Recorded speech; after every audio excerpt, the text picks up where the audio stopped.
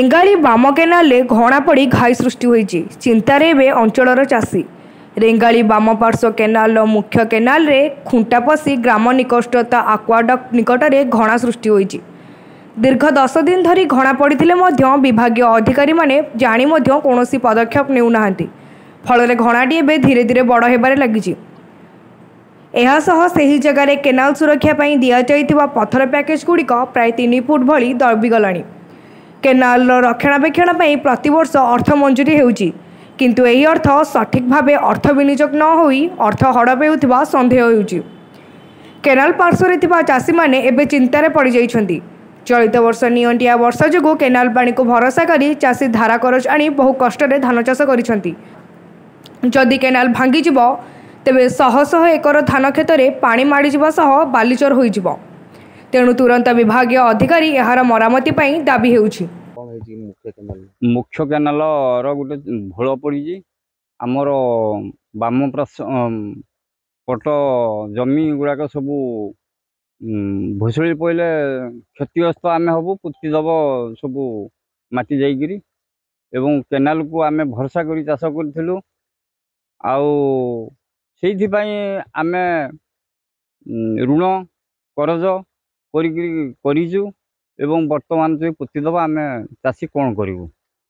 किसी अधिकारी आसी देखीदेक गले भूल को आगे जाकि खोली देकर खाल कर गले आम सार गंडे एवं तली गंडे भी नहीं पारुनु कि लोक भी निजे चलिक जापारूनु। केनाल भोल पड़ी भांगी जाइए आम प्रजा मान चाष करूँ एकरकू आसत तुरंत मरामती करूँ ना आम हैरान हूँ। चाष जमी इे जापर तो हो पार भिड़ा पोषण। कामाख्यानगरु प्रकाश कुमार पात्र रिपोर्ट तीर्थक्षेत्र लाइव। कौनसी कारणरू दुकान घरे लागिला निया लक्षाधिक टंकार संपत्ति पोड़ी पाउंस। 1 घंटा विलंबरे अग्निशम विभाग पहुंचीबारु हटहटा हेले विभाग। सूचना अनुसार बालेश्वर जिला बालियापाड़ा थाना सिमुलिया पंचायत थिबा मनोरंजन दास को भेराइटी स्टोर रे कौनसी कारणरू निया लागि जाई दुकानटी हु हु होई जळिबाकु लागिथिला।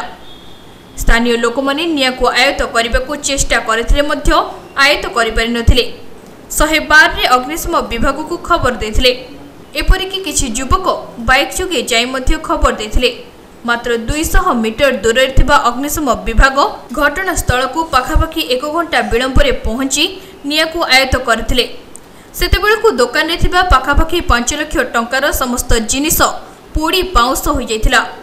गाड़ी रे टेक्निकल प्रॉब्लम थिबा दर्शाई अग्निशम विभाग 1 घंटा विलंबरे पहुंचीबाकु नै स्थानीय लोकंकर आक्रोशर शिकार होई हटहटा होइथिले। ये तो गोटे कौन एमती अग्निकांड आम जानी अग्निकांड होता है मैंने 2:33 फोन कर फिजिकाली डाकी किंतु फायर स्टेशन वाला आसिक 1.5 घंटा विलंबर पहुँची तो से देखाइले कारण जे आम गाड़ी खराब हो जाता आम उपरिस्थ अधिकारी जनइलु किंतु से गाड़ी खराब पाई आसीपार तेनाली आम पाख गोटे रिटर्न स्टेटमेंट नहीं जो इनचार्ज से कहते ये अच्छा बोले बर्तमान सुधा पहुँची ना मोर कहीं कम्प्लीट सन्देह से इनचार्ज खाली ना को कागज कलम ड्यूटी अच्छे ड्यूटी एटी ना गोटे फायर स्टेशन भाई संवेदनशील प्रसंग ये समस्ते 24 घंटा अलर्ट रहा कथा कौन पे मैंने नाक मुड़ी शुई गाड़ी कौन पे खराब अच्छी ये जब गोटे लोक जीवन मरी था किए था तेणु जहाँ तार क्षति होती बाईटा संपूर्ण क्षतिपूरण डिपार्टमेंट दो घर को जा टाइम कि गुमटी गोटे निआ लगे धुआं उठला देखा भितर निआ लगी केते टाइम 2:25 साढ़े निआ लगी। तापर कोन हला आमे फायर ऑफिस को फोन कले फायर ऑफिस वाला आसिले नहीं पुणी गले ऑफिस की गले 2:35 ऑफिस गले 2:35 ऑफिस गला पर भी आसिले नहीं तापर आसिले से 3:23 आसिले घंटे पर जाके आसिले फायर ऑफिस वाला पूरा निया माने निभिला पर जाके आसिले।